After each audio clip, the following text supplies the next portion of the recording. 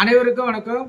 நான் பிரபாகரன், ஜோதிடர், சென்னையிலிருந்து பேசுகிறேன். இப்போ என்ன சொல்ல போகிறேன்னா, இந்த குருவும் சனியும் ஒரு ஜாத கட்டத்தில் எந்த மூலியமாக இணைந்திருந்தாலும், அது பரிவர்த்தனை, நட்சத்திர பரிவர்த்தனை, குரு சனி வீட்டில் இருப்பது, சனி குரு வீட்டில் இருப்பது, இது போல் அமைப்பில் சனி குரு தொடர்பு இருவரும் ஏழாம் பரிவாக பார்த்து கொள்ளுதல். இதன் அடிப்படையில் குருவும் சனியும் பரிவர்த்தனை அடைந்திருந்தால் ஏற்படும் பலன்கள் தான் சொல்ல போகிறேன், கருத்தில் கொள்ளுங்கள். இவர்கள் குருவும் சனியும் வினோதமானவர்கள். மகான், சித்தன், ஞானி என்று வழியில் இவர்களை சேர்க்கலாம்.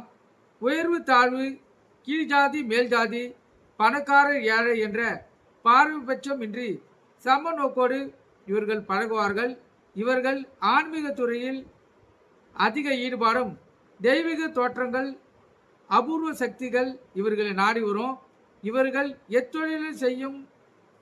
எத்தொழிலில் செய்யவும் தயங்க மாட்டவர்கள். நியாயமாகவும் தர்மமாகவும் தொழில்களையும் செயல்களையும் இவர்கள் செய்வார்கள். அதேபோல் பிற தொழில்களையும் நியாயமான தொழில்களை இவர்கள் வரவேற்பார்கள், செயல்படுத்துவார்கள். எந்த இடையூறுகள் வந்தாலும் அதை கண்டு மனம் தளர மாட்டார்கள். போராடி அதில் வெற்றி பெறுவார்கள். இவர்கள் பிறரிடம் சூழ்நிலையில் தன்னால் முடிந்த உதவிகளை செய்ய தயங்க மாட்டார்கள். இவர்கள் பேங்க், நீதித்துறை,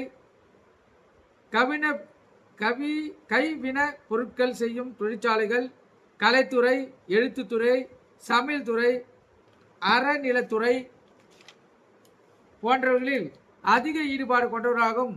அந்த துறைகளிலேயே இவங்களுக்கு வேலை வாய்ப்பு அமையும், கருத்தில் கொள்ளுங்க. அதே போல் இது பாதகமான செயல் பார்த்தீங்கன்னா, இந்த குரு சனி இணைவு பெற்றால் அவங்களுக்கு பிரம்ம அஸ்தி தோஷம் ஏற்படும்.